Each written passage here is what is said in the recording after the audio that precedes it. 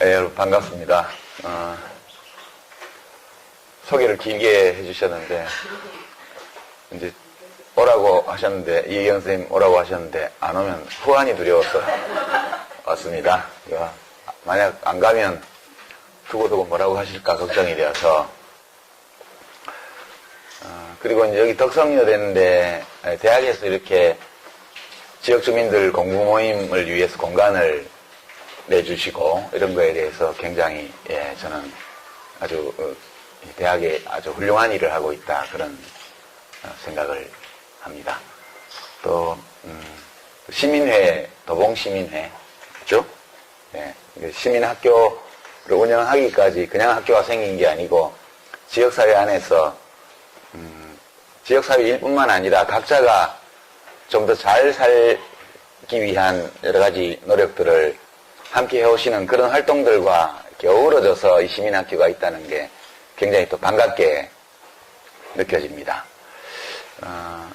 그리고 이제 여성들이 대부분이신데요. 특히 우리나라는 뭐랄까요, 저희 세대도 그렇고 뭐 저보다 좀 더 젊은 분들도 그러시고 특히 여성들에게는 나라는 그 자아에 대한 관념, 또 내 삶을 내가 원하는 방향으로 그런 색깔로 이렇게 살아가겠다는 생각, 이런 것들을 하기 어려운 조건에서 살아오셨는데, 인생을 한 반쯤 이렇게 또는 반 이상 살고 나서 인문학 공부를 이렇게 하는 것은 또 굉장히 좋은 일이라고 생각합니다. 좀 늦었지만 늦었다고 해서 꼭 멀리 갈 수 없는 것은 아니라는 생각을 합니다. 제가 이제 강연을 이렇게 책을 내고 나서 지방에도 좀 가보고 이렇게 하면 최근 들어서 굉장히 놀라운 변화가 각 지역마다 작은 공부 모임들이 아주 많이 만들어지고 있다는 사실입니다. 그 공부 모임을 주도하는 게 대부분 여성들이고요. 되게 중년에 들어온 여성들이 인문학 공부 모임을 주도를 하고 있습니다. 물론 강사는 남자가 많다는 게 좀 유감이지만 이 자리에 오신 모든 분들 좋은 삶을 만들어 나가는 그런 마음으로 이렇게 공부 모임 오신 거에 대해서 제가 아주 존경한다는 말씀 드리고요. 제가 최초에 인문학 공부를 한 건 대학교 신입생 시절부터인데 그때 저희한테 공부를 가르쳐 주셨던 분이 저기 계신 이백만 선배님, 참여정부 때 저는 국무위원하고 그 당시 대통령 홍보수석으로서 국무회의장에서 이렇게 같이 있으면서 인연이라는 게 정말 묘하구나. 그 중국집 뒷골방에서 역사며 문학이며 이런 거 같이 공부하던 그런 사이인데 이렇게 한 정부의 가장 중요한 회의에 함께 있다는 게 신기하기도 하고 그랬던 기억이 납니다. 개인적으로는 제가 굉장히 존경하는 분인데 이백만 선배님 때문에 여기 온 게 아니고 이혜경 선생님 명의 거역할 경우 돌아오게 될 후과가 무서워서 왔다는 말씀을 제가 아직은 사실 정치를 그만뒀긴 한데 사람들한테 여전히 정치인으로 많이 각인되는 것 같습니다. 지금은 제 상황은 정치하는 사람에서 글 쓰는 사람으로 존재 이전을 하는 과정에 있다. 저는 그렇게 생각하고 오늘 모자 쓰고 이렇게 옷 입고 온 것도 이렇게 입고 다니면 좀 그렇게 봐주지 않을까 하는 소망에서 그렇게 입고 왔고요. 한 석 달 정도 지금 지났는데 여전히 저를 보실 때 정치인으로 이제 일단 받아들이는 분들이 되게 많으신 것 같아요. 그래서 가끔 강연하는 거 말고 다른 대외적인 활동은 안 하고 있습니다. 그리고 인터뷰 요청이나 뭐 이런 것들도 전 복지부 장관, 전 국회의원, 전 정당 대표 이렇게 전자 붙어서 나가는 거는 나가기 싫어서 되게 사람을 소개를 하거나 이렇게 얘기를 할 때 직함을 전 이렇게 붙여서 하는 거는 지금 하는 일이 불확실하다 그런 뜻이거든요. 저는 제가 하는 일이 확실하기 때문에 그렇게 그 출연자 소개에 전자 붙어서 나가는 거는 좀 안 하려고 미디어에는 나가지 않고 있는 상황입니다. 그런 정도 제 소개를 보충해서 드리고요. 먼저 이제 인문학 공부를 하시고 하니까 작년에 하신 거 자료집을 보니까 후기가 거의 인상적이네요. 작년에는 강연 자료 같은 거는 책에 없는 걸 보니까 안 받으셨던 것 같고, 이제 2년차 들어가니까 강사들의 강연 원고를 미리 받아서 자료집도 만드시고, 나중에 끝나고 나면 또 후기를 묶어서 이제 한 해의 공부 모임을 결산하는 그런 자료를 또 나눠서 만드시면 좋을 것 같다는 생각이 듭니다. 저는 대학 전공은 경제학인데요. 이제 8학기 한국에서 경제학 공부를 했고, 또 한 4년 반, 이제 9학기 정도를 독일에서 경제학 공부를 했고 해서 제 인생에서 한 10여 년 가까이 사실은 교육기관에서 경제학을 배운 사람입니다. 그런데 제가 경제학도 공식적으로는 그렇긴 한데 경제학 공부하는 사람으로 저를 인식하기보다는 저도 넓은 의미에서 인문학 공부를 하는 사람이다. 그런 느낌을 가지고 있습니다. 저희 인문학 공부는 뭐 중학교, 고등학교 다닐 때 독서나 이런 거에서 시작되었지만 주로 대학 서클에서 본격적으로 인문학 공부를 시작한 셈이고, 그 뒤에 이제 살면서 글을 쓰고 뭐 이렇게 사회활동을 하면서도 경제학 공부하는 시간은 제 공부 시간이 아주 일부에 불과합니다. 지금 상황은 경제학자들이 나와서 뭔 얘기를 하면 저것이 무슨 얘기다 이걸 알아들을 수 있는 정도죠. 예, 저건 거짓말이다. 예, 저거는 이데올로기다. 저건 좀 근거가 있다. 이런 것들을 되게 구별할 수 있는 정도의 수준이라고 보시면 될 것 같아요. 저는 이제 인문학의 위기 뭐 이런 등등의 이야기가 막 언론에 오르내리고, 또 동시에 전국 각지에서 작은 인문학 모임들이 활발하게 만들어지는 좀 모순돼 보이는 그런 상황을 보고 있습니다. 인문학 위기인 건 맞는 것 같아요. 근데 그게 학과가 없어지고 뭐 학생들 지원자가 줄고 또는 뭐 재정 지원이 적고 이런 면도 있기는 하겠지만, 근본적으로 현재 인문학의 위기가 찾아온 것은 인문학을 하는 분들의 책임이다. 저는 그렇게 생각해요. 인문학이 뭐냐 이렇게 물으면 여러 가지 답을 할 수 있지만, 저는 인문학은 인간에 관한 학문이라고 생각해요. 인간이 뭐냐, 어떤 존재냐, 인간들은 왜 이렇게 살지, 또는 사람들은 어떻게 살아야 하지, 어떤 식으로 살고 있지, 그런 것들을 해명하는 학문이 인문학이라고 봅니다. 우리가 인문학 공부를 하는 이유는 지적 호기심 때문이기도 하지만 되게 그런 공부를 해서 내가 잘 살고 싶은 거죠. 잘 산다는 게 뭐 맛있는 음식 먹고 좋은 집에 살고 멋진 옷 입고 이런 게 아니고, 스스로 생각할 때 한 인간으로서 내가 참 의미 있게 잘 살았구나, 혹은 잘 살고 있구나, 이렇게 판단을 해야 자기 삶이 기쁘게 받아들여지는데, 자기 삶에 대해서 그와 같은 판단을 할 수 있는 어떤 토대를 구축하기 위해서 인문학 공부를 하는 것이라고 저는 생각합니다. 제 자신이 물론 인문학 공부 자체가 굉장히 즐거움을 주긴 하지만 전국적으로 인문학 공부를 하는 이유는 나를 알고 싶어서죠. 남을 이해하고 싶고, 나와 남이 왜 이런 식의 관계를 맺어가고 있는지를 알고 싶고, 그리고 사람들이 사는 건 늘 이랬는지, 아니면 지금 살고 있는 이 양상, 이 방식은 지금 시기에 한시적으로 좀 특별하게 있는 것인지, 만약 시대마다 사람들이 다르게 살았다면 그 다른 삶을 관통하는 인간의 삶에 대한 어떤 본질적인 그런 측면은 뭔지, 이런 것들을 알고 싶은 거죠. 인문학 공부는 결국 나를 확인하는 과정이라고 저는 생각을 합니다. 근데 인문학 책을 읽다 보면 좀 재미가 없는 경우가 대단히 많아요. 저도 책을 읽다 보면 이거 좀 재미없다 싶은 책들이 무지하게 많은 거죠. 그리고 재미없다는 생각이 드는 것은 왜 그러냐면, 읽고 나서 내 삶을 이해하는데 그닥 도움이 안 되는 것 같다는 느낌, 이런 게 들 때 책이 재미없는 것 같아요.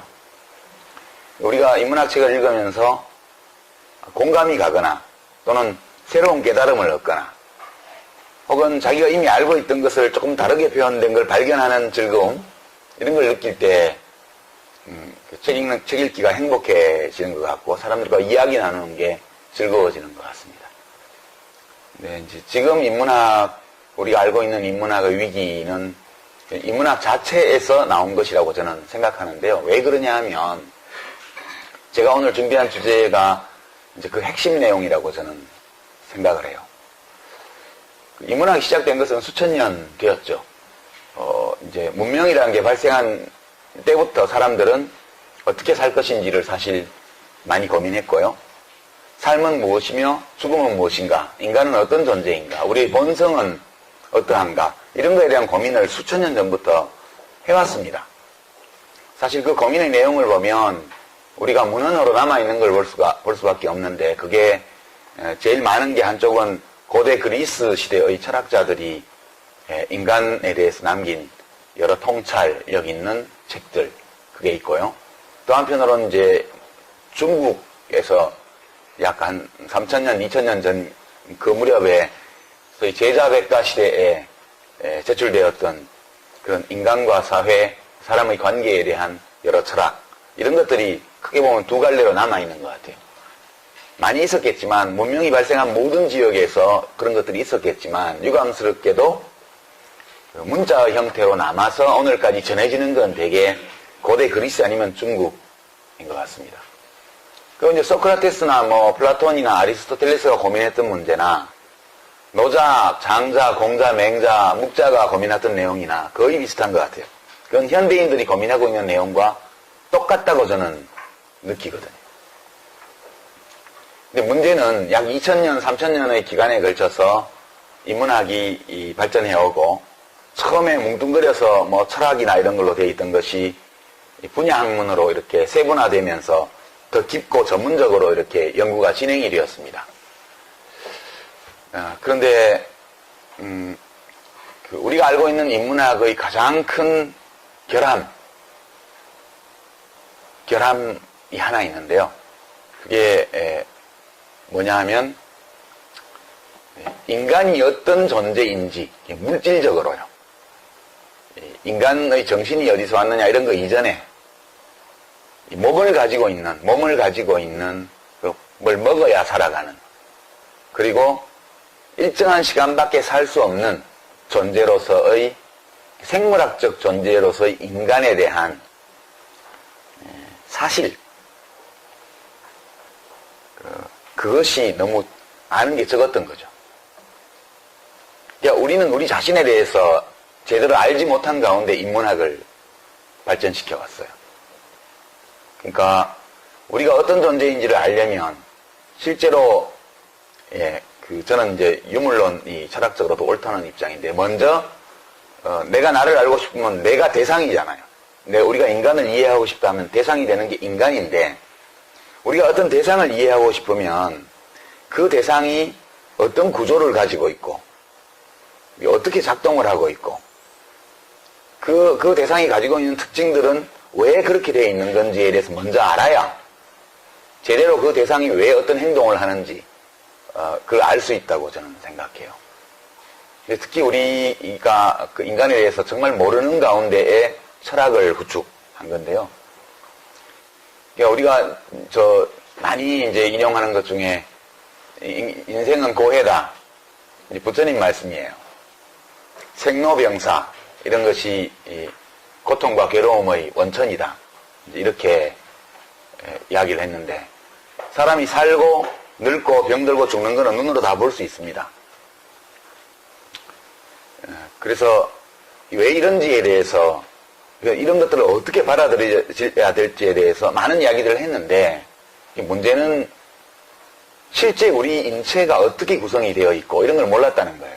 세포가 있다는 것을 알게 된 것은 몇백 년 되지 않습니다. 그리고 한때는 계산은 머리에서 하고 느끼는 것은 심장이 느낀다 이렇게 믿어왔지만, 심장은 아무것도 느끼지 않는다는 사실을 알게 된 것도 몇백 년 되지 않아요. 그 병이 왜 생기는지도 몰랐습니다.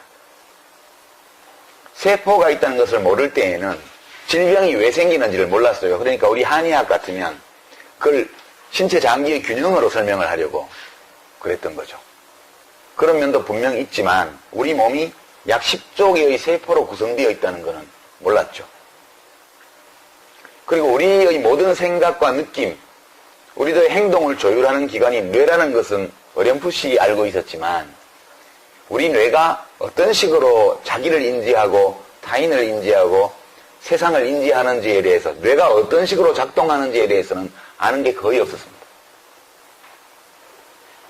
그러니까 대상 자체가 어떻게 만들어져 있는지를 잘 모르는 가운데 이 대상을 이해하려고 노력한 그 노력의 산물이 우리가 알고 있는 인문학이다. 철학, 심리학, 문화인류학, 역사학, 그 다음에 최근에 와서는 이제 패션에 대한 연구라든가 이런 거 등등 포함해가지고요. 우리가 아는 모든 인문학, 전통적인 인문학은 인간 그 자체에 대한 지식이 지극히 빈약한 상태에서 쌓아올린 학문이라는 거죠. 그러니까 우리가 다 대상 자체를 해부해서 볼 수 없어도 사실은 관찰을 통해서 많은 것들을 알 수 있어요. 그런 정도의 타당성은 있죠. 다윈이 진화론을 썼을 때는 유전학이 없었거든요. 유전학이 없었습니다. 무언가 유전된다는 것은 우리가 관찰을 통해서 부모와 자식이 닮았다는 거, 오리는 오리를 낳는다는 거, 이거 관찰을 통해서 알 수 있잖아요.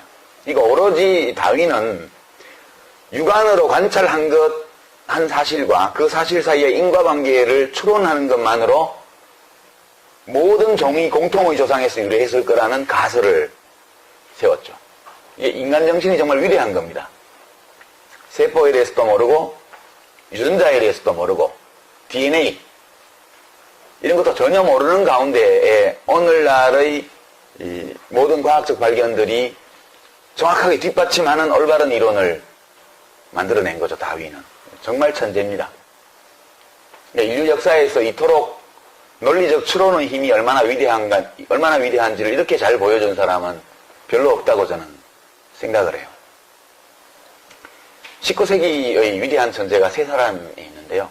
인문학 분야에서 많이 영향을 미친. 첫 번째가 다윈이고요.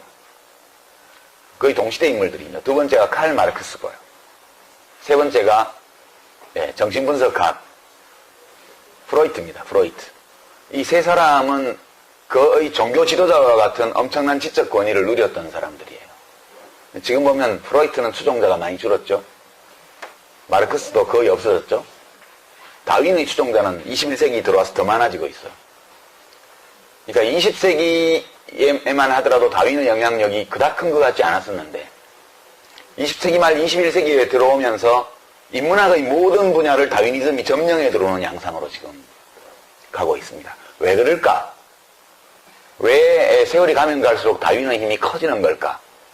이거는 과학적 발견과 관계가 있죠. 프로이트는 이제 인간의 정신을 세 범주로 나눴습니다. 다 아시는 것처럼. 공부하셨죠? 이드가 있고요. 슈퍼에고가 있고요. 에고가 있습니다. 그러니까 이 프로이트는 오로지 관찰에 의거해서 임상적인 경험을 토대로 해서 그 가설을 만든 거예요. 이드는 충동과 욕망, 내가 가지고 있는 욕망과 충동 이런 것이 이드고요. 슈퍼에고는 내가 가진 이상과 비전, 도덕적 어떤 명령 이런 것들을 처리하는 게 슈퍼에고예요.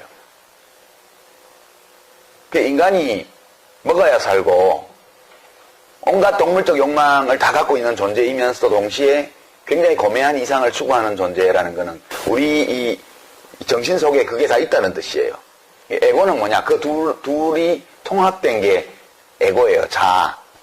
그렇게 프로이트는 설명을 했단 말이에요. 그렇지만 그 이드가 어떤 식으로 작동하는지, 그 슈퍼에고라는 건 왜 생겨났는지 이런 거는 사실 정확하게 규명된 게 아니죠.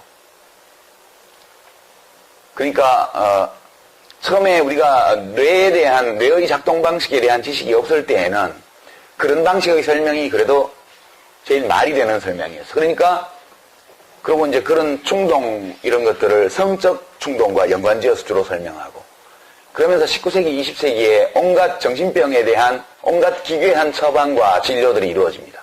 그건 학대에 가까운. 왜 그런 일이 벌어졌냐? 전기 충격을 가하고 이상한 약을 먹이고 그런 뇌가 작동하는 방식을 몰랐기 때문이죠. 마르크스가 왜 실패했을까? 이렇게 마르크스주의가 왜 실패했을까? 현실에서 이렇게 보면 마르크스주의는 칼 마르크스라는 사람 자체가 너무 뛰어난 사람이어서 보통의 사람들이 가지고 있는 생물학적 한계에 대해서 인정을 안 했던 것 같아요. 인간은 변하지 않아요. 어떤 면에서. 어떤 것은 변해요. 그래서 사람이 가진 여러 특성 중에 보면 이 역사의 시간 정도의 짧은 기간에는 절대 변할 수 없는 것들이 있고요. 그다음에 변하기는 변하는데 아주 천천히 변하는 게 있고요. 비교적 수월하게 단기간 내에 바뀌는 것이 있습니다. 그래서 진보를 추구하되 역사의 시간 뭐 몇천 년, 몇만 년 이런 역사의 시간에 변화를 기대하기 어려운 것들은 그냥 받아들이고 시간이 아주 오래 걸리는 바꾸기 어려운 것들은 좀 긴 안목을 가지고 바꿔나가고 비교적 짧은 시간에 수월하게 바꿀 수 있는 측면들을 바꾸는 데 집중하자. 이런 주장이 최근에 나왔는데 이걸 다윈주의 좌파라고 그래요. 좌파들은 원래 다윈주의를 싫어해요. 왜냐하면 다윈주의가 너무 많은 오해를 받았기 때문에. 그러니까 이른바 자연주의적 오류, 사실에서 당위를 끌어내는 거예요. 생존 경쟁은 보편적이라는 사실에서 인간 사회도 그러는 것이 마땅하다는 이 가치 판단을 끌어내는 게 자연주의적 오류거든요. 그래서 이제 좌파들, 진보 쪽은 다윈주의를 싫어해요. 이게 부자들의, 강자들의 어떤 지위를 합리화해주는 이데올로기로 사용이 됐기 때문에. 반면에 마르크스는 그 반대의 오류가 있었던 것 같죠. 도덕주의 오류요. 마음만 먹으면 뭐든 할 수 있다는 거예요. 예. 그러니까 무엇이 옳은가를 결정하고 나면 모든 것을 거기에 맞춰서 변화시킬 수 있다는. 이게 당위에 부합되지 않는 사실의 존재를 부정하는 거예요. 이게 이제 이른바 도덕주의 오류라는 건데. 되게 우리들의 삶은 이 두 가지 오류 사이에 왔다 갔다 하면서 이루어지는 게 일반적이라고 생각해요. 이 문화의 위기는 뭐냐? 이렇게 묻는다면, 이 20세기 말에서 21세기 초에 걸쳐서 최첨단 진단 장비를 동원해서 뇌과학자들과 진화생물학자들과 신경생리학자들이 발견한 우리 인간의 물질적 실체에 대한 수많은 사실들이 있어요. 예전에 몰랐던, 일찍이 알았더라면 처음부터 어떤 인간에 대한 학문들을 세울 때 그 점을 우리가 고려해서 세웠을 것으로 보이는 그런 중요한 사실들이요. 그것을 모르는 상태에서 세워진 것이 우리가 알고 있는 전통적 인문학입니다. 그럼 이 인문학이 제대로 사람들에게 이해되고 또 사람들의 삶을, 행동을, 생각을 설명해 줄 수 있고 그래서 각자가 자기의 삶을 세워나가는데 진짜 도움을 주려면 인간의 실체, 물질적 실체 또는 생물학적 실체에 대해서 자연과학자들이 밝힌 것들을 받아들여야 된다고 저는 생각해요. 그래서 이것을 받아들여서 기존의 모든 인문학의 이론과 가설과 철학을 재검토하고 조정하고 재해석하는 노력이 필요한 시기가 이미 벌써 몇십 년 전에 시작되었다고 저는 보는데 유감스럽게도 인문학을 연구하는 분들은 그거에 관심이 없어요. 한쪽에서 인간에 대한 중대한 사실들을 끝없이 발견하고 있는데 그건 그 사람들 얘기처럼 치부해버리는 거예요. 그리고 그것을 인정하고 받아들여서 기존의 인문학 체계 속에서 녹여내고 반영하는 그런 노력들을 거의 안 하고 있는 게 아닌가 저는 그런 생각을 합니다. 그래서 나타나는 증상이요. 자연과학자들이 인문학책을 쓰는 거죠. 왜냐면 인문학자들은 자연과학을 알려고 안 하니까. 그래서 나온 유명한 책들이 많습니다. 그 중에 이제 대표적인 걸 들면 칼 세이건이라는 돌아가신 분인데요. 이분이 쓴 코스모스라는 유명한 책이 있어요. 이만큼 두꺼운 거예요. 그게 우주와 자연에 대한 어떤 자연과학적 지식을 압축한 아주 훌륭한 교양서인데요. 저는 그 책을 읽으면서 이건 인문서다 이런 느낌이 굉장히 강하게 들었어요. 실제로 세이건은 그 책 말고도 뭐 점성술이라든가 미신 이런 거에 관한 책도 썼고요. 민주주의, 정치에 관한 책도 썼습니다. 근데 그 모든 그 사람의 발언의 밑바닥에는 우주와 자연에 대한 자연과학자로서의 칼 세이건의 이해가 딱 깔려있죠. 그래서 그분들이 쓴 책은 자연과학 책처럼 보이지만 실제로는 저는 어떤 인문학 책보다 인간에 대해서 많은 것들을 알려준다, 저는 그렇게 느꼈습니다. 리처드 도킨스라는 그 생물학자가 1970년대 후반에 이기적 유전자, 셀피시 진이라는 유명한 책을 썼습니다. 이것은 이제 다윈의 이 이론을 좀 더 심화한 건데요. 이게 생존 경쟁이라는 것이 개체 차원에서만 벌어지는 게 아니고 벌어지는 것 같지만 실제로 내려가 보면 유전자 사이의 생존 경쟁이 우리들의 삶의 가장 본질적인 요소라는 주장을 한 거예요. 근데 이제 이 도킨스가 먼저 그 책을 쓰고 나서 이제 후속작을 여러 개를 써요. 뭐 논문 시계공이나 또는 확장된 표현형 이런 아주 생물학 전문 서적과 교양 도서 사이를 오가는 대중적으로 읽을 수 있을 만한 전문 생물학 책이에요. 근데 그걸 쓰다가 마지막에 최근에 쓴 게 뭐냐? 그게 만들어진 신이라고 번역이 돼 나온 The God Delusion이라는 책을 씁니다. 이게 이제 인격신을 믿는 종교와 그리고 이제 무신론에 관한 이야기인데요.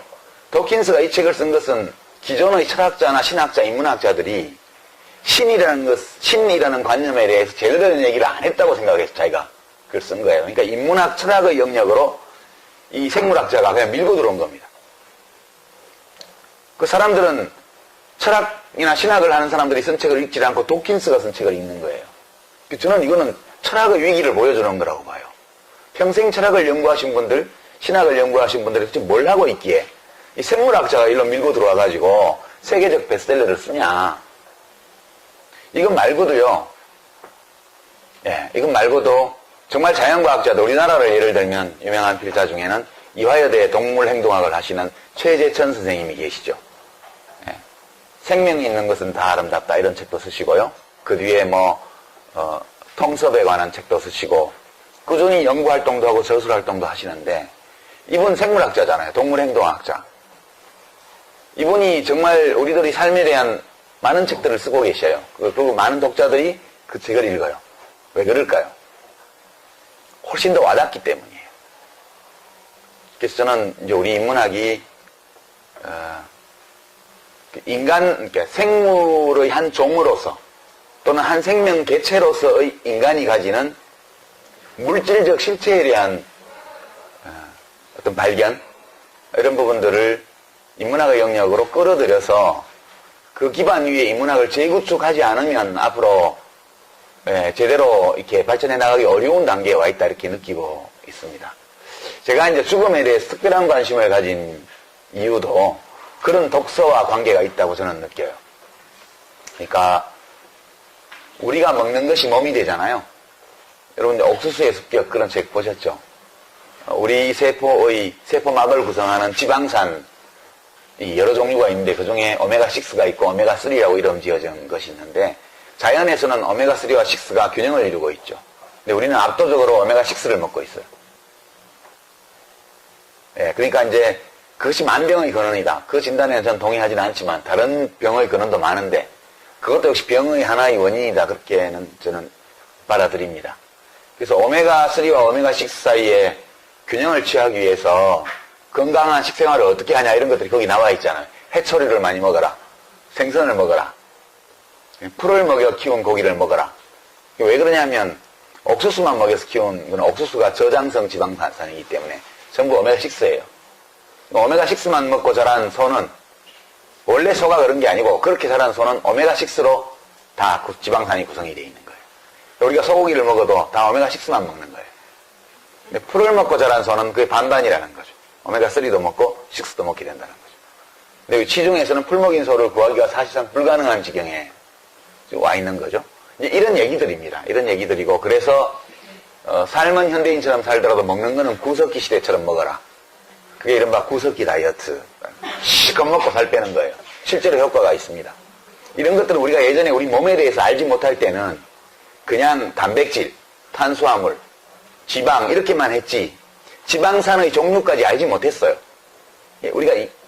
우리가 아는 것은 한계가 있고 우리는 계속 우주에 대해서, 바다에 대해서, 밀입자에 대해서, 우리 인간의 몸에 대해서 더 많은 것들을 알아가는 중이에요.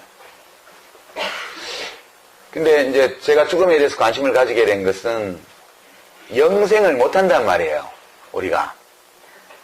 아무리 오래 살아도 아주 특별한 예외를 제외하면 수십억 분의 1의 확률로 100살 넘게 사는 사람들이 있지만 대부분 100살 넘기 전에 다 죽어요. 지금 태어나는 아이들은 통계적으로 보면 여자아이들은 한 84살, 남자아이들은 79살까지 살 확률이 평균적이에요. 평균, 그러니까 출생시 기대 여명이니까. 제가 55이니까 이제 생명표를 보니까 저는 한 85까지는 살 거래요. 딱 정해져 있잖아요. 근데 사람들은 노화와 싸워요. 늙어가는 거하고 싸운다고요. 그리고 죽음과 싸워요. 죽음을 피하려고 그러고. 죽음 넘어까지 삶을 연장하려고 그래요. 또 병이 생기면 또 병과 싸워요. 부처님이 말씀하신 삶은 고해다 라고 말할 때 그 고통의 근원이 생로병사. 생은 태어나는 게 아니라 사는 거거든요. 사는 거, 늙는 거, 병드는 거, 죽는 거. 이거는 피할 수 없다고 부처님은 본 거예요. 근데 사람들은 우리 역사를 보면 정말 많은 사람들이 이것과 투쟁해 왔다고요. 근데 우리가 건전한 상식을 가지고 있다면 영원히 살 수 없다는 거 다 알아요. 그렇죠? 근데 그리고 사람이 늙는다는 거 다 알아요. 그거는 물질적으로 주어져 있는 거예요. 누구도 피하지 못해요. 근데 어떤 식으로 살아가냐 하면 늙기 싫어서, 늙어 보이기 싫어서, 늙지 않을 수 없다는 거는 인정을 하니까 늙어 보이기 싫어서 얼굴을 가죽을 펴고요. 뭘 집어넣고요. 그렇게 하잖아요. 그리고 병들지 않으려고 온갖 건강식품이며 뭐며 무슨 태반주사며 뭐 온갖 걸 다 해요. 스스로 삶을 비루하게 만드는 일들을 해요. 죽기 싫어서 발버둥 치다가 안 죽을 수 없다는 걸 깨닫고 나면 육체가 죽은 후에까지 살아남으려고 또 발버둥을 쳐요. 이게 왜 그러냐는 거예요.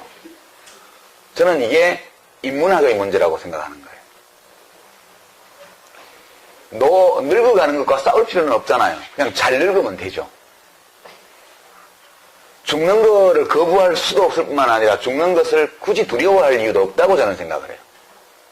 이렇게 노화와 부질없이 싸우고 늙어 보이지 않으려고 발버둥 치고 죽음을 늦춰보려고 악을 쓰고 그리고 또 어쩔 수 없이 죽는다는 사실을 인정할 때는 죽음 넘어까지 정신적 영생을 도모하려는 이 모든 행위들이 우리들의 삶을 파괴하고 있다. 저는 그렇게 느낍니다. 그래서 이제 죽음에 대해서 많은 관심을 가지게 된 거고요.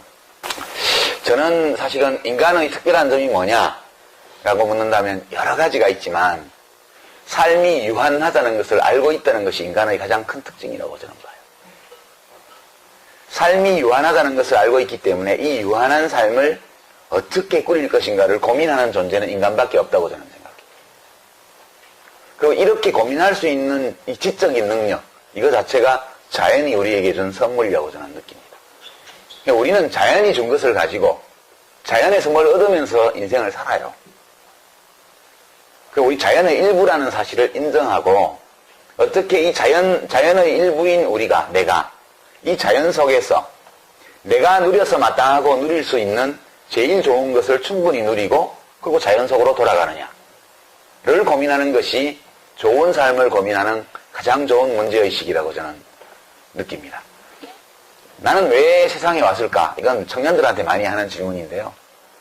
여기 계신 분들은 제 연배가 많으신 게 다 아시잖아요.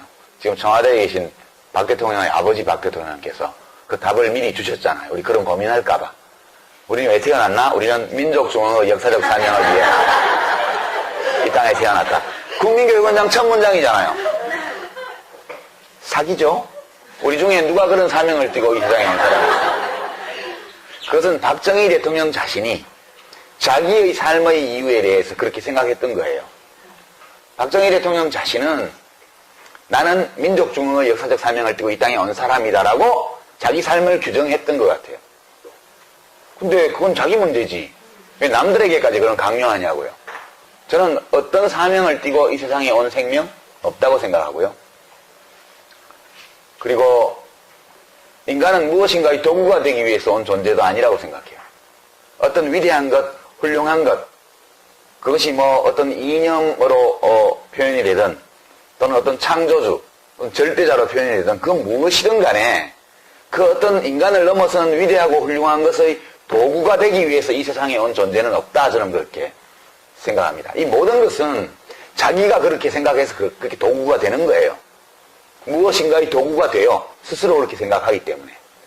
그러나 객관적으로 말하자면 우린 그냥 온 거죠. 뭐 청년들한테 그렇게 농담하는데 아빠의 실수? 엄마의 방심? 또는 그놈의 술 때문에 뭐 등등의 이유로 이 세상에 왔어요. 왔어? 2, 3년, 3, 4년이 지나가고 나서 말을 배우고 뭐하고 이렇게 하다 보니까 어느 날 나를 발견한 거죠. 나를.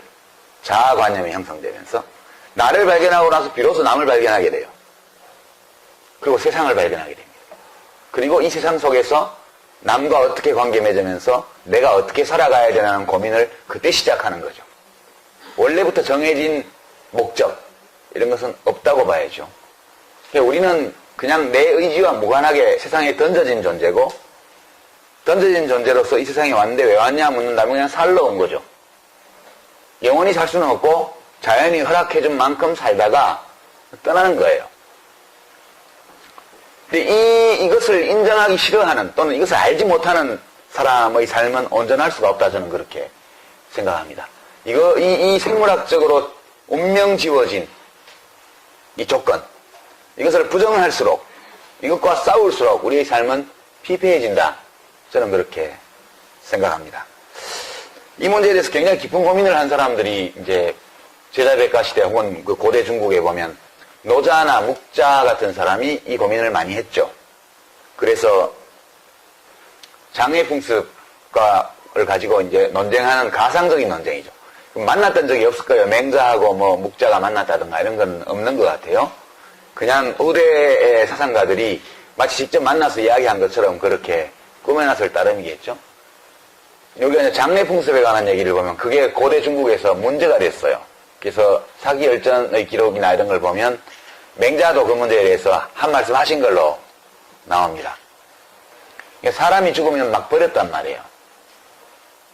들판에 산에. 장례 문화가 생기기 전에.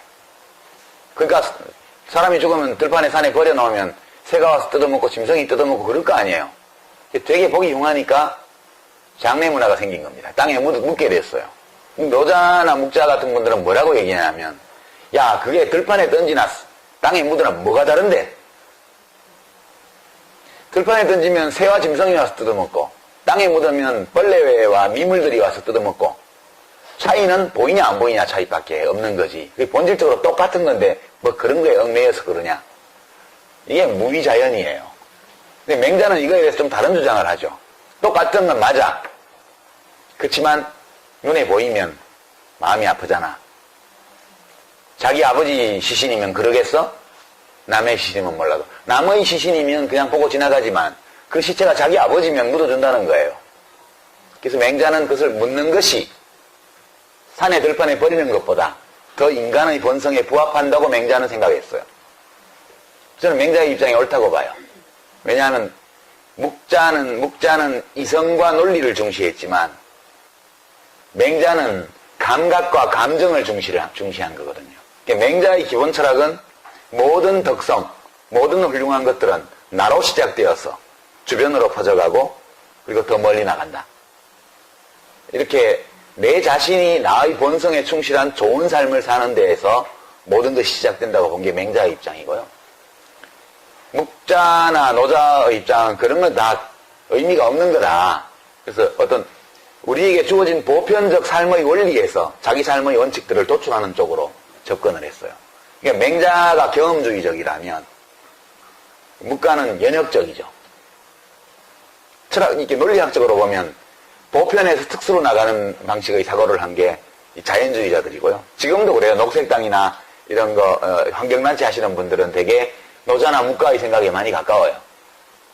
반면 정치하는 사람들은 육아나 맹자나 공자에 훨씬 가깝죠.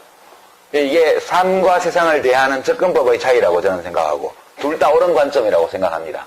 그러나 생물학적으로 발견된 여러 것들을 미루어 볼 때 저는 맹자의 견해가 보다 현실적이라는 생각을 해요. 그리고 우리 삶을 훨씬 더 풍요롭게 만들어주는 측면이 있다 이렇게 생각합니다.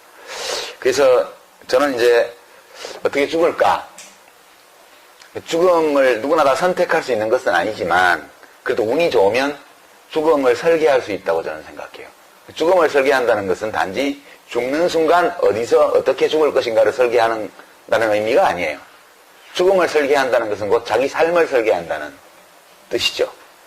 제가 이제 이번 책에도 썼지만 20살 무렵에 이제 세상에서 벌어지는 일들을 보면서 야 이거 어떻게 하지? 그러니까 그때 저희가 본 것은 누군가 길바닥에서 광장에서 사람들 두들겨 패고 있는데 우리 이제 격투기 하는 최용만 선수나 뭐 이렇게 키가 2m나 되고 덩치가 큰 사람이 작은 사람들 여자들 애들을 패고 있는 거예요. 그러면 지나가다 그걸 봤는데 그게 맞고 있는 애가 내 애도 아니고 맞고 있는 여자가 우리 엄마도 아니고 그러니까 그냥 지나가도 되겠죠. 아니 뭐 지나간다고 해서 사람들이 다 지나다니는데 그냥 모른 척하고. 근데 우리가 지나다니면 괜히 좀 찝찝하잖아요. 뭔가 해야 되는데 저건 옳지 않은데 그런 생각이 있죠. 그게 우리 본성이거든요. 그러면 우리가 제일 편하게 할 수 있는 것은 112에 신고를 하는 거죠. 112에.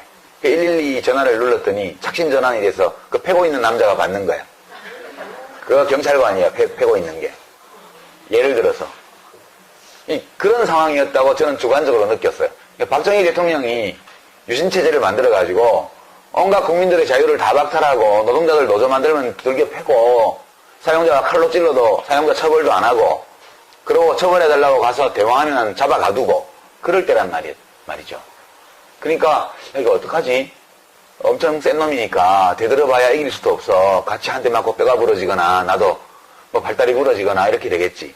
그러니까 그러지 말라고 데모해봤자 징역 3년 정찰제로 맞고 학교에서 잘리고 뻔하잖아요. 싸워서 못 이겨요. 힘이 엄청 센데. 근데 왜 학생운동을 했냐? 그러면 그게 그렇게 해서 이길 수 있다고 생각을 해서 한 게 아니고 그냥 지나가면 너무 비겁한 것 같아서 20살에 내가 여기를 그냥 지나가고 나면 나중에 70살, 80살을 살고 죽을 때 이때 상황에 대해서 어떤 생각이 들까? 그 생각을 그때 했어요. 해보니까 되게 비참할 것 같더라고요. 나의 꽃다운 청춘, 황금의 20대를 돌아볼 때 비겁하게 눈질 끈 감고 지나갔던 기억이 나의 20대에 대한 기억을 지배한다면 그 삶은 실패한 삶 아닐까? 그런 생각이 들어서 해봤자 못 이기지만 그래도 옆에서 소리라도 한번 지르고 2단 옆차기라도 한번 날렸다가 어디 한 대 얻어맞고 뼈 부러져서 병원에 누워있으면 그래도 난 어느 정도 최선을 다했어. 이런 자기 위안은 되지 않을까? 그런 소박한 생각으로 했던 거거든요. 근데 그런 것들이 중요하다고 저는 생각해요. 그러니까 결국 그런 모든 삶의 행위들은 자기 죽음을 준비하는 행위예요. 죽음이라는 것은 그냥 죽는 게 아니에요. 세상을 떠나는 거고 자기의 생명활동이 모든 세포의 생명활동이 중지되는 건데 그 죽음 어떻게 죽는가라는 내용 속에서는 내가 내 삶에 대해서 어떻게 생각하면서 죽는가 그게 무지하게 중요한 것이고 그 죽음의 방식이나 이런 것도 자기 삶의 연장선 위에서 결정되는 거라고 저는 생각합니다. 저는 사실 한번 볼까요? 이런 데 묻히고 싶지 않아요. 여러분 저기 묻히고 싶어요? 저는 싫어요. 그러니까 이 죽음에 대해서 자기가 선택을 안 해놓기 때문에 저기 묻히는 거예요. 평소에 나는 나의 장례식은 어떻게 치르고 싶다는 정도는 이야기를 해둬야 돼요. 저 같으면 절대 이런 데 안 묻힙니다. 이게 뭐예요? 흉측하잖아요. 그래서 생각을 해봤어요. 여기 이제 봉분 하나마다 앞에 이제 야트마가 회양목이나 뭐 노송나무나 이런 거 심어져 있죠. 저 봉분 하나에 나무들이 다 심어져 있다면 소나무나 참나무나 느티나무나 아카시아 나무나 이런 것들이 있다면 어떨까? 그렇게 생각해보면 이제 이렇게 되는 거예요. 이게 수목장입니다. 수목장. 제가 장관을 할 때 장사법을 고쳐가지고요. 그때까지는 아무데나 묻으면 안 되게 돼 있었어요. 이렇게 꼭 어떤 절차에 따라서 무덤을 만들게 돼 있었는데, 그냥 저렇게 평장하고 위에 나무 심고 뭐 잔디 심고 이거 가능하도록 이제 그때 법을 고쳤었는데, 훨씬 좋잖아요. 전국에 있는 모든 봉분마다 나무 한 그루, 봉분 대신 나무 한 그루가 서 있다면 얼마나 좋을까? 되게 우리 몸을 구성하는 물질은 우주를 구성하는 물질과 같아요. 인간의 몸에만 있는 원소는 없습니다. 그 지구를 구성하고 있는 모든 물질, 우리 몸을 구성하는 물질 똑같아요. 그래서 흙에서 나서 흙으로 돌아간다 이 말이 진짜 맞는 말인 게, 옛날 어른들은 그걸 어떻게 아시는지 모르겠어요. 실제로 원자 구성을 보면 원자도 똑같고요, 분자도 똑같아요. 다 자연에 있는 거예요. 그러니까 우리는 자연 속에서 나와서 죽으면 자연으로 돌아가는 거예요. 화장을 하든 매장을 하든 이 물질은 없어지지 않아요. 그러니까 우리 몸을 구성하고 있는 물질은 어디선가 왔고, 자연에서. 우리 죽고 나면 어디론가 가는 거죠. 그러니까 정말 때로는 그런 생각을 하면 굉장히 기분이 좋아져요. 내가 없어지는 게 아니고 물질적으로 보면 그냥 함석적으로 존재하는 물질이에요, 우리는. 그렇게 생각하면 이렇게 묻히는 것이 좋은 것 같아요. 애들이 아까 본 그런 공업묘지에 와서 꼬마들 데리고 오면 어디 계단에 떨어질까봐 걱정하면서 돗자리 깔고 절하는 것보다, 아버지가 생각나는 날, 어머니가 생각나는 날, 저기 와서 어머니 묻은데 있는 나무 밑에서 도시락 먹으면서 애들한테 할아버지 얘기를 해주는 게 훨씬 낫지 않을까요? 예. 만약 우리가 인간의 개체수가 그 공자맹자가 살았던 때처럼 아무리 발버둥을 쳐도 자연에 별다른 해를 끼칠 수 없는 조건이라면, 그러면 봉분을 만들어도 돼요. 자연이 감당할 수 있는 임계점 안에 있는 거기 때문에. 지금은 이 인간의 개체수가 70억을 넘어갔잖아요. 불과 몇십 년 만에 2배가 된 거거든요. 이대로 증가하면 지구는 더 이상 지탱할 수 없을 거라고 저는 생각해요. 최근에 저출산에 관해서 이야기가 많은데, 저는 복지부 장관 때는 저출산이 문제입니다, 출산율을 올리기 위해서 이런 정책을 하겠습니다, 무지하게 했는데요. 이제 와서 제 속을 말씀드리면, 가이아의 입장, 지구의 입장에서 보면 저출산이 돼야 된다. 그 출산은 각자의 실존적 선택인데, 사람들의 실존적 선택이 이렇게 간다는 것은 무언가를 말해주는 거다. 그것은 개체수가 너무 많다는 사실이 어떤 형식으로든 사람들에게 인지된다는 뜻이에요. 물고기들도요, 먹이가 줄어들면 알을 덜 낳아요. 베스 같은 이런 외래어종, 이 육식성 포식자도요, 저수지에 먹이의 개체수가 줄어든다는 걸 느끼게 되면 알을 안 낳아요.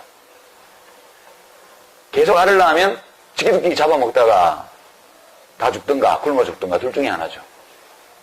인간은 물고기보다 훨씬 더 고등한 종이잖아요. 근데 왜 저출산이 걱정이에요? 그거는 부족적 사고에서 그런 거죠. 우리는 부족 인간이거든요. 수백만 년 동안, 또는 뭐 최근 수십만 년 동안 호모사피엔스는 100명, 150명을 넘지 않는 작은 규모의 공동체에서 살아왔고, 국가가 출현한 것은 이제 10,000년도 안 됐고, 그 국가가 이렇게 현대적인 국가로 공동체 의식을 가지고 이렇게 수천만 명, 수억 명이 하나의 국가를 형성한 것은 몇백 년 되지 않은, 진화적으로 보면 완전 새로운 현상이거든요. 우리들은 현대 국가에 살고 있지만 우리들의 심리는 부족 인간이에요. 부족 인간. 그러니까 내가 속해 있는 공동체의 숫자가 줄어드는 거에 대해서 불안감을 느끼는 거죠. 그냥 이게 본능적인 거예요. 근데 우리는 본능의 독재에 추종하면서 사는 존재가 아니잖아요. 인간의 의식은 모든 본능에 대해서 자율적이에요. 그걸 넘어설 수 있는 존재거든요. 저는 인구가 감소해야 된다고 생각해요. 대한민국도 감소하고 중국도 감소하고 모든 나라에서 인구가 감소해야 된다. 인구가 많다는 거, 인간의 개체수가 많다는 것이 뭐이 그렇게 가치 있는 일이에요? 진짜 가치 있는 것은 개개인의 삶이죠. 이미 태어난 사람들의 삶이에요. 또 앞으로 태어날 사람들의 삶이에요. 인구가 많다는 것이 무슨 국가적 영광이며, 인구가 많다는 것이 무슨 인간적 만족의 근원이 되겠습니까? 그래서 저는 사실 내심을 말하자면 국가가 인구를 늘리기 위해서 노력하는 거, 인구를 줄이기 위해서 노력한 거 다 그렇게 의미 있는 일은 아니다. 근데 지금 지구 환경과 인간이라는 이 종 호모사피엔스의 개체수의 관계를 생각하면 전면적이고 즉각적으로 인구 감소가 시작되어야 마땅하다. 저는 그렇게 사실 생각해요. 장관 때는 이 말을 절대 안 했습니다. 이것은 국내 어느 기업의 헌혈, 단체 헌혈 사진인데요. 제가 이걸 보여드린 거는 저 표정 때문이에요. 영장류는 얼굴 표정이 있거든요. 이 개나 뭐 고양이나 표정이 단순하죠. 화가 났을 때 또는 두려움을 느꼈을 때 칵 찡거리는 이런 표정 말고는 없어요. 그러나 이제 오랑우탄, 침팬지, 보노보 이런 영장류 동물들은 그보다 좀 더 풍부한 표정이 있죠. 인간은 극단적으로 표정이 발달한 종이에요. 왜 인간의 얼굴 표정이 이렇게 정교해졌을까? 혹시 생각해 보셨어요? 생물학자들은 일찍부터 이 현상에 주목을 해서 다윈이 종의 기원을 내고 나서 한 십몇 년이 지났을 때 영장류의 표정에 관한 연구서를 냈습니다. 영장류. 특히 인간의 표정에 관한 연구요. 살아가면서 되게 인간이 이 수십 명 단위의 혈연으로 연결되었거나 또는 같은 좁은 지역 내에 살면서 호혜적인 서로 간에 이익이 되는 교환을 지속적으로 하는 이웃, 요 작은 공동체에서 몇백만 년을 살았다는 게 굉장히 중요해요. 피하 구분을 해야 되는 거예요. 그러니까 낯선 얼굴과 그러니까 동맹자, 친구, 혈족과 그렇지 않은 사람을 구분해야 돼요. 그래서 이제 안면 인식 기술이 굉장히 발달했죠. 인간이. 안면 인식 기술이 굉장히 발달했습니다. 사람을 보고 기억을 해야 돼요. 기억 못하면 죽는 거예요. 피하를 구분 못하면 그리고 자기 집단 내부에 대해서는 호혜적, 이타적으로 행동하지만 외집단에 대해서는 일단 적대적으로 행동하도록 진화되어 왔거든요. 왜냐하면 낯선 집단, 낯선 사람을 만났는데 그 사람이 나를 해칠 수도 있고 그렇지 않을 수도 있어요. 경우의 수 1, 해친다. 해치려고 한다. 2, 아니다. 나는 어떻게 해야 될까요? 나는 무조건 적대적으로 해야 돼요. 왜냐하면 저놈이 나를 해칠 거야라고 생각했는데 안 해치면 괜찮죠. 근데 저놈이 나를 해치지 않을 거야라고 생각하는데 나를 해치면 나는 완전 망하는 거잖아요.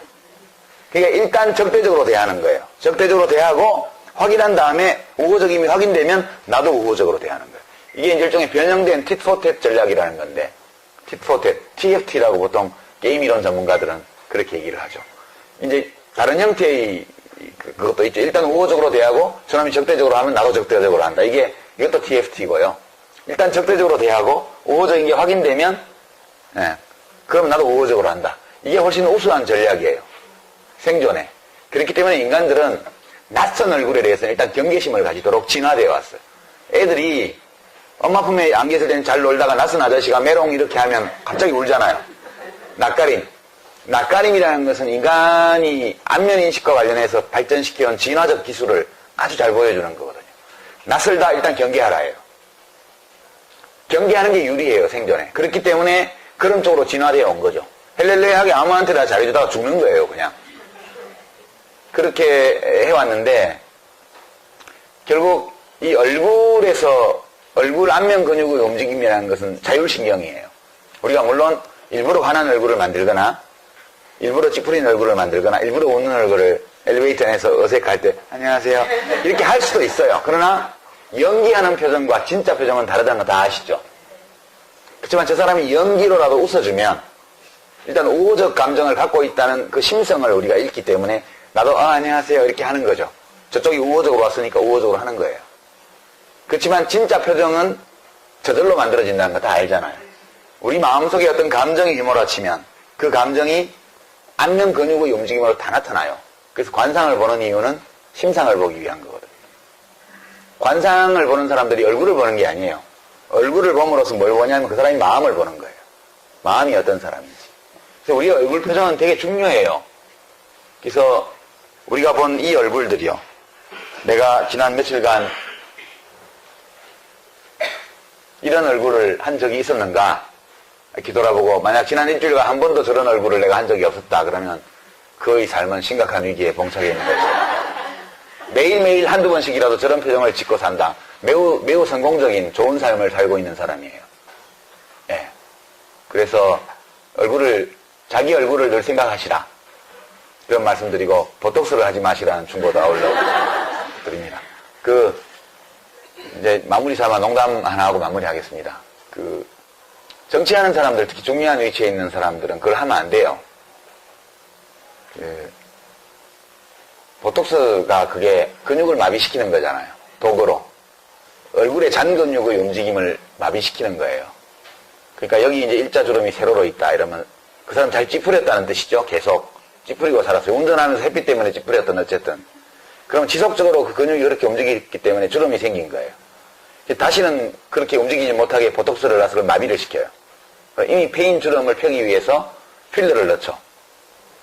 그러니까 보톡스를 놔서 근육을 마비시키고 필러로 채워서 주름살을 펴요.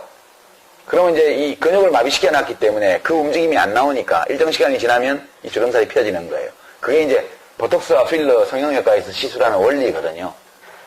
약간 하는 거는 나쁠 거 없다고 생각해요. 근데 너무 많이 하면 부작용으로 안면 근육이 다 죽어요. 마비돼요. 그러면 표정이 안 나온다고요. 그러니까 우리가 얼마 전에 퇴임하신 어떤 대통령 경우에 이제 그 대통령이 구박해서 돌아가신 전직 대통령의 장례식장에서 내가 그 사람 봤는데요. 멀티비전 화면으로도 보이고 육안으로도 저는 맨 앞줄에 있으니까 봤는데 표정에서 어떤 감정도 읽을 수 없었어요. 얼굴에 바가지를 쓴 것 같은. 그렇게 해서 국민들하고 어떻게 소통을 해요? 같이 웃고 울어야죠. 슬픈 일이 생기면 대통령의 얼굴에 슬픈 일이 생겨서 담화를 발표하면 슬픈 표정이 나와야 돼요. 일부러 지어서가 아니라 그 담화문을 읽을 때 그 사람의 마음이 슬프면 얼굴에 저절로 슬픈 표정이 나온다고요. 국민한테 사과를 한다. 그럼 사과를 할 때 부끄러움이 얼굴에 나타나야 돼요. 그게 소통이거든요. 근데 이 사람 얼굴은 사과 성명을 낼 때나 애도 성명을 낼 때나 자기 자랑을 할 때나 똑같아요. 소통이 안 되는 거예요. 소통을 말로만 하는 게 아니거든요. 지금 청와대에 계신 분도 약간 좀 심하게 하신 거 아닌가 그런 불안감이 좀 들긴 하는데 얼마나 했는지는 모르겠지만 표정이 잘 안 나타나요. 일부러 사람들은 역시 실현 속에서 단련이 되어서 포커페이스, 자기 마음을 잘 다스리고 자기의 감정을 밖으로 안 드러낸다. 그게 정치인의 미덕이다. 이렇게 하는데 천만에요. 민주주의를 잘하는 미국이나 유럽 선진국의 정치 지도자들 얼굴 표정을 한번 보세요. 얼마나 풍부해요. 찌푸리고 웃고 민망해하고 이게 다 나타나잖아요. 정직한 표정이죠. 이상하게 우리나라의 정치인들은 얼굴을 가면으로 감추고 살아가는 것 같아요. 그리고 그게 사람들은 그게 미덕인 양. 우리들의 삶에 큰 영향을 미치는 의사결정을 하는 권력자, 정치 지도자의 얼굴에서 우리가 아무것도 읽을 수 없다면 그러면 소통이 안 되는 거죠, 그거는. 여러분들은 하셔도 돼요. 너무 많이 하시지는 말고요. 남편한테 기분이 나쁘면 이게 나와야 되잖아요. 남편이 이벤트를 해줘서 기분이 좋아지면 이게 또 나와야 되잖아요. 그래야 또 계속 해주지. 그렇죠? 표정이라는 것은 굉장히 중요한 커뮤니케이션 수단이에요. 근데 대통령이 그걸 하면 난 반댈세. 그렇게 말씀드리고 싶습니다. 강의는 이걸로 마치고요. 여하튼 결론은 그런 겁니다. 죽기 때문에 삶이 행복할 수 있는 거다. 죽는다는 운명과 싸울 필요 없고 늙을 수밖에 없는 우리들의 이 세포의 운명, 따라서 우리의 운명과도 싸울 필요 없다. 우리가 자연의 일부임을 받아들이고 아름다운 자연의 아름다운 일부로서 내가 존재할 수 있게끔 그렇게 살고 죽는 것이 제일 좋은 삶이고 제일 좋은 죽음이고, 그리고 죽음이 나를 찾기 전까지 살아갈 때 되도록 저런 얼굴을 가지고 살아가는 시간이 많도록 자기 삶을 만들어 나가는 것이 행복한 삶, 훌륭한 삶, 좋은 삶의 지름길이 아닐까. 그래서 결론으로 이 결론 말씀드리기 위해서 온갖 잡설을 다 했습니다. 고맙습니다. 그런 인간과 사회, 사람의 관계에 대한 여러 철학, 이런 것들이 크게 보면 두 갈래로 남아있는 것 같아요. 많이 있었겠지만, 문명이 발생한 모든 지역에서 그런 것들이 있었겠지만, 유감스럽게도 문자의 형태로 남아서 오늘까지 전해지는 건 대개 고대 그리스 아니면 중국인 것 같습니다. 그리고 이제 소크라테스나 플라톤이나 아리스토텔레스가 고민했던 문제나, 노자, 장자, 공자, 맹자, 묵자가 고민했던 내용이나 거의 비슷한 것 같아요. 그건 현대인들이 고민하고 있는 내용과 똑같다고 저는 느끼거든요. 근데 문제는 약 2000년, 3000년의 기간에 걸쳐서 인문학이 발전해오고 처음에 뭉뚱그려서 뭐 철학이나 이런 걸로 되어 있던 것이 분야 학문으로 이렇게 세분화되면서 더 깊고 전문적으로 이렇게 연구가 진행이 되었습니다. 그런데 우리가 알고 있는 인문학의 가장 큰 결함이 하나 있는데요. 그게 뭐냐 하면 인간이 어떤 존재인지 물질적으로요. 인간의 정신이 어디서 왔느냐 이런 거 이전에 몸을 가지고 있는 뭘 먹어야 살아가는, 그리고 일정한 시간밖에 살 수 없는 존재로서의 생물학적 존재로서의 인간에 대한 사실, 그것이 너무 아는 게 적었던 거죠. 그러니까 우리는 우리 자신에 대해서 제대로 알지 못한 가운데 인문학을 발전시켜 왔어요. 그러니까 우리가 어떤 존재인지를 알려면 실제로 저는 이제 유물론이 철학적으로도 옳다는 입장인데, 먼저 내가 나를 알고 싶으면 내가 대상이잖아요. 우리가 인간을 이해하고 싶다면 대상이 되는 게 인간인데, 우리가 어떤 대상을 이해하고 싶으면 그 대상이 어떤 구조를 가지고 있고 어떻게 작동을 하고 있고 그 대상이 가지고 있는 특징들은 왜 그렇게 되어 있는 건지에 대해서 먼저 알아야 제대로 그 대상이 왜 어떤 행동을 하는지 그걸 알 수 있다고 저는 생각해요. 특히 우리가 그 인간에 대해서 정말 모르는 가운데에 철학을 구축한 건데요. 그러니까 우리가 많이 이제 인용하는 것 중에 인생은 고해다, 이제 부처님 말씀이에요. 생로병사 이런 것이 고통과 괴로움의 원천이다, 이렇게 이야기를 했는데, 사람이 살고 늙고 병들고 죽는 것은 눈으로 다 볼 수 있습니다. 그래서 왜 이런지에 대해서, 이런 것들을 어떻게 받아들여야 될지에 대해서 많은 이야기들을 했는데, 문제는 실제 우리 인체가 어떻게 구성이 되어 있고 이런 걸 몰랐다는 거예요. 세포가 있다는 것을 알게 된 것은 몇백 년 되지 않습니다. 그리고 한때는 계산은 머리에서 하고 느끼는 것은 심장이 느낀다, 이렇게 믿어왔지만 심장은 아무것도 느끼지 않는다는 사실을 알게 된 것도 몇백 년 되지 않아요. 그리고 병이 왜 생기는지도 몰랐습니다. 세포가 있다는 것을 모를 때에는 질병이 왜 생기는지를 몰랐어요. 그러니까 우리 한의학 같으면 그걸 신체 장기의 균형으로 설명을 하려고 그랬던 거죠. 그런 면도 분명히 있지만 저는 그렇게 생각해요. 인문학이 뭐냐 이렇게 물으면 여러 가지 답을 할 수 있지만, 저는 인문학은 인간에 관한 학문이라고 생각해요. 인간이 뭐냐, 어떤 존재냐, 인간들은 왜 이렇게 살지, 또는 사람들은 어떻게 살아야 하지, 어떤 식으로 살고 있지, 그런 것들을 해명하는 학문이 인문학이라고 봅니다. 우리가 인문학 공부를 하는 이유는 지적 호기심 때문이기도 하지만 되게 그런 공부를 해서 내가 잘 살고 싶은 거죠.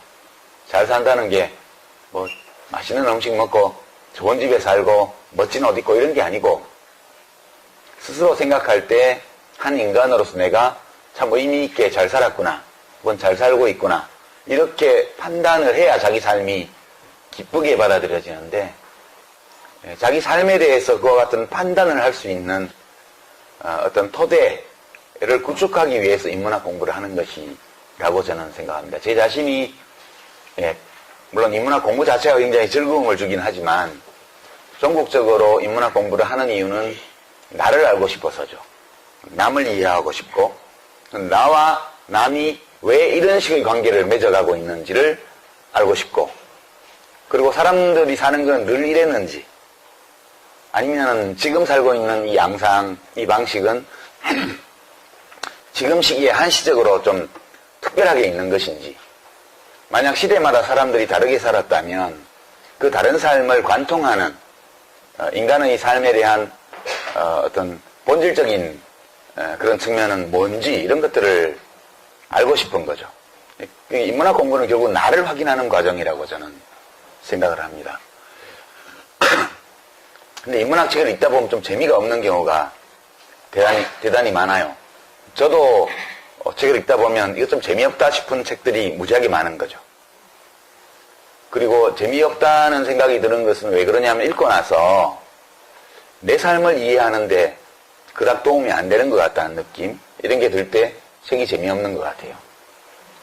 우리가 인문학 책을 읽으면서 공감이 가거나 또는 새로운 깨달음을 얻거나 혹은 자기가 이미 알고 있던 것을 조금 다르게 표현된 걸 발견하는 즐거움, 이런 걸 느낄 때 책 읽기가 행복해지는 것 같고 사람들과 이야기 나누는 게 즐거워지는 것 같습니다.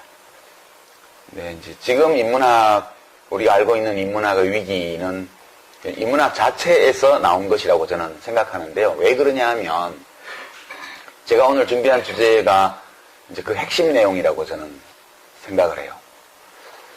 인문학이 시작된 것은 수천 년 되었죠.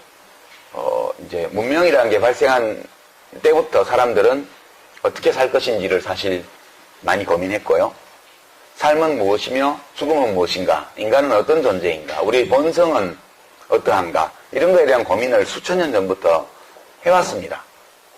사실 그 고민의 내용을 보면 우리가 문헌으로 남아있는 걸 볼 수밖에 없는데, 그게 제일 많은 게 한쪽은 고대 그리스 시대의 철학자들이 인간에 대해서 남긴 여러 통찰력 있는 책들, 그게 있고요. 또 한편으로는 이제 중국에서 약 한 3,000년, 2,000년 전 그 무렵에 소위 제자백가 시대에 제출되었던 우리 몸이 약 10조 개의 세포로 구성되어 있다는 것은 몰랐죠. 그리고 우리의 모든 생각과 느낌, 우리들의 행동을 조율하는 기관이 뇌라는 것은 어렴풋이 알고 있었지만 우리 뇌가 어떤 식으로 자기를 인지하고 타인을 인지하고 세상을 인지하는지에 대해서, 뇌가 어떤 식으로 작동하는지에 대해서는 아는 게 거의 없었습니다.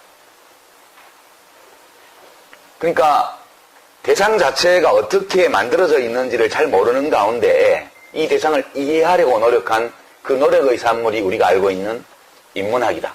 철학, 심리학, 문화인류학, 역사학, 그 다음에 최근에 와서는 이제 패션에 대한 연구라든가 이런 거 등등 포함해가지고요.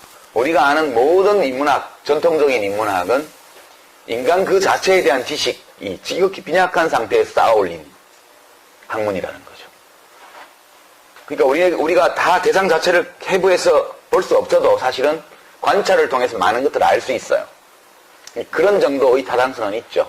다윈이 진화론을 썼을 때는 유전학이 없었거든요. 유전학이 없었습니다. 무언가 유전된다는 것은 우리가 관찰을 통해서 부모와 자식이 닮았다는 거, 오리는 오리를 낳는다는 거, 이거 관찰을 통해서 알 수 있잖아요. 이거 오로지 다윈은 육안으로 관찰한 한 사실과 그 사실 사이의 인과관계를 추론하는 것만으로 모든 종이 공통의 조상에서 유래했을 거라는 가설을 세웠죠. 이게 인간 정신이 정말 위대한 겁니다. 세포에 대해서도 모르고 유전자에 대해서도 모르고 DNA 이런 것도 전혀 모르는 가운데에 오늘날의 이 모든 과학적 발견들이 정확하게 뒷받침하는 올바른 이론을 만들어낸 거죠. 다윈은 정말 천재입니다. 인류 역사에서 이토록 논리적 추론의 힘이 얼마나 위대한지를 이렇게 잘 보여준 사람은 별로 없다고 저는 생각을 해요. 19세기의 위대한 천재가 세 사람이 있는데요. 인문학 분야에서 많이 영향을 미친. 첫 번째가 다윈이고요. 거의 동시대 인물들입니다. 두 번째가 칼 마르크스고요. 세 번째가 정신분석학 프로이트입니다. 프로이트. 이 세 사람은 그의 종교 지도자와 같은 엄청난 지적 권위를 누렸던 사람들이에요. 지금 보면 프로이트는 추종자가 많이 줄었죠. 마르크스도 거의 없어졌죠. 다윈의 추종자는 21세기 들어와서 더 많아지고 있어요. 그러니까 20세기 시에만 하더라도 다윈의 영향력이 그닥 큰 것 같지 않았었는데 20세기 말 21세기에 들어오면서 인문학의 모든 분야를 다윈이즘이 점령해 들어오는 양상으로 지금 가고 있습니다. 왜 그럴까? 왜 세월이 가면 갈수록 다윈의 힘이 커지는 걸까? 이거는 과학적 발견과 관계가 있죠. 프로이트는 이제 인간의 정신을 세 범주로 나눴습니다. 다 아시는 것처럼. 공부하셨죠? 이드가 있고요. 슈퍼에고가 있고요. 에고가 있습니다. 그러니까 이 프로이트는 오로지 관찰에 의거해서 임상적인 경험을 토대로 해서 그 가설을 만든 거예요. 이드는 충동과 욕망, 내가 가지고 있는 욕망과 충동 이런 것이 이드고요. 슈퍼에고는 내가 가진 이상과 비전, 도덕적 어떤 명령 이런 것들을 여전히 정치인으로 많이 각인되는 것 같습니다. 지금은 제 상황은 정치하는 사람에서 글 쓰는 사람으로 존재 이전을 하는 과정에 있다. 저는 그렇게 생각하고 오늘 모자 쓰고 이렇게 옷 입고 온 것도 이렇게 입고 다니면 좀 그렇게 봐주지 않을까 하는 소망에서 그렇게 입고 왔고요.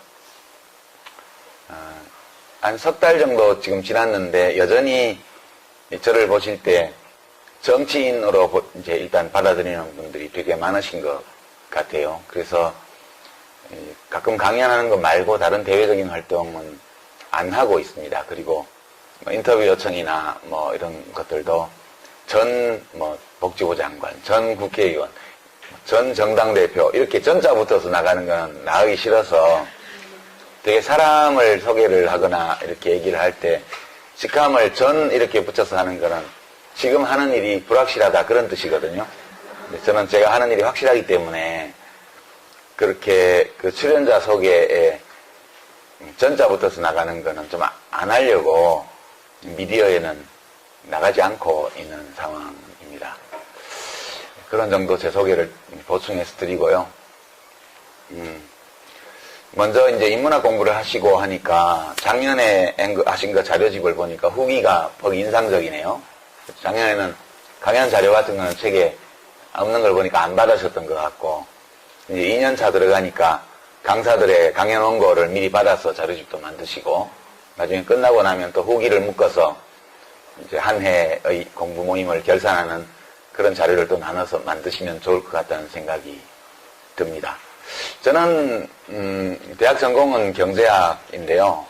이제 8학기 한국에서 경제학 공부를 했고 또 한 4년 반 이제 9학기 정도를 독일에서 경제학 공부를 했고 해서 제 인생에서 한 10여 년 가까이 사실은 교육기관에서 경제학을 배운 사람입니다. 그런데 제가 경제학도 공식적으로는 그렇긴 한데 경제학 공부하는 사람으로 저를 인식하기보다는 저도 넓은 의미에서 인문학 공부를 하는 사람이다. 그런 느낌을 가지고 있습니다. 저희 인문학 공부는 중학교, 고등학교 다닐 때 독서나 이런 거에서 시작되었지만 주로 대학 서클에서 본격적으로 인문학 공부를 시작한 셈이고 그 뒤에 이제 살면서 글을 쓰고 이렇게 사회활동을 하면서도 경제학 공부하는 시간은 제 공부 시간이 아주 일부에 불과합니다. 지금 상황은 경제학자들이 나와서 뭔 얘기를 하면 저것이 무슨 얘기다 이걸 알아들을 수 있는 정도죠.